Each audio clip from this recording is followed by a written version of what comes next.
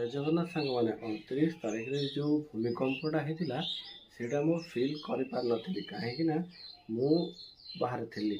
ହେଲେ ଆଜି ସକାଳେ ଦୋକାନରେ ବସିଥିଲି, ଆଉ ଗୋଟେ ସାନ ଭାଇ ଆସିକି କହିଲା ଯେ 29 ତାରିଖର ଭୂମିକମ୍ପ କେମିତି ହେଲା, ଫିଲ୍ କଲ କି ନାହିଁ ବୋଲି।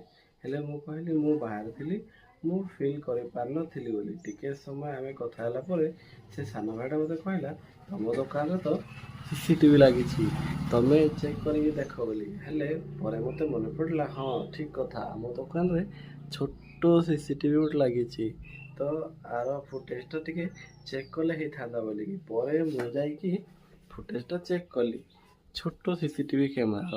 ଆଉ ଫୁଟେଜଟା ଚେକ୍ କଲା ପରେ ମୁଁ କ'ଣ ପାଇଲି ଚାଲନ୍ତୁ ଆପଣଙ୍କୁ ଦେଖାଉଛି।